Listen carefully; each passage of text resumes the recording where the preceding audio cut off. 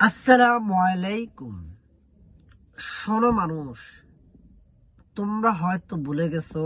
শোনো মুসলমান, তোমরা তোমাদের জীবন ব্যবস্থা গড়ার জন্য আল্লাহ পাক কোরআন নাযিল করেছে। তোমরা কোরআনকে ভুলে যেও না। কোরআন যেসব তুমি ভুলে যেতে চাইবা, তখনই তোমাকে শয়তান গ্রাস করে ফেলবে। কোরআনটাকে চিনো, কোরআনটাকে মানো। সকল সমাধান দিতে পারবে কোরআন। কোরআনকে ভুলে যেও না। এই কোরআনটা বুকের মধ্যে ধারণ করলে তোমার মন মানসিকতা সবকিছু চেঞ্জ হয়ে যাবে।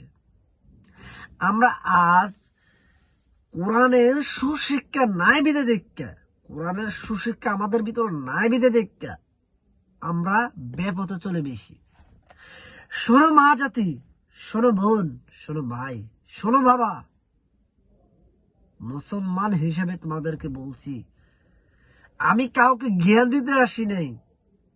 তোমাদের বুঝতে হবে, জানতে হবে যে কোরআন নামের অর্থটা কি, কোরআন কি কারণে আমাদের মাঝে আছে, কোরআন কি কারণে নাজিল হয়েছে, এটা বুঝতে হবে, জানতে হবে। তোমরা এই কাল নিয়ে পড়ে থাকে তুমি কোরআনকে কিভাবে ভুলে থাকো। তোমরা হয়তো ভাবতে পারো যে কোরআনটা তো আমরা বলি নেই। শোনো, আমরা এখনো কিছু শ্রেণী আছি যে কোরআনের অর্থ ভালো মতো বলতে পারি না।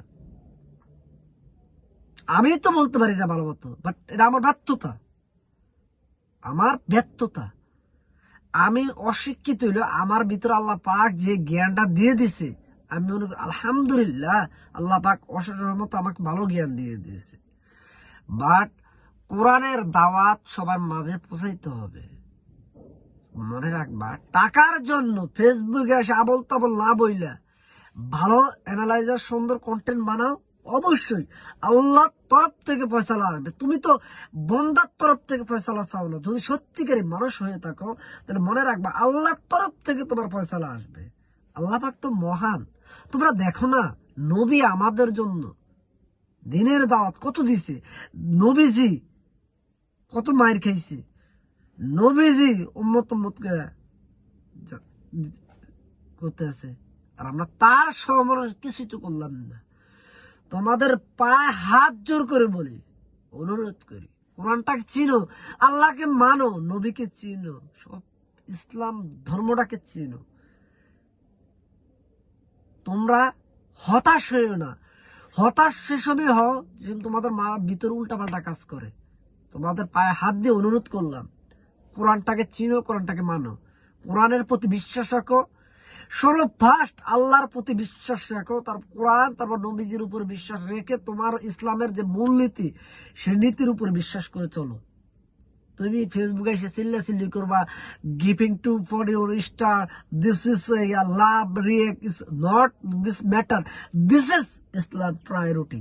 তোমার ইসলাম প্রায়োরিটিটা কি বলছে সেটা দিতে হবে তোমার।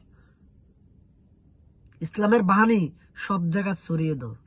তোমাদের পায়ে হাত দিয়ে বলি, মনে রাখবা ইসলাম আছে, থাকবে, ইসলামের বিজয় হবে, কেউ ঠেকাইতে পারবে না।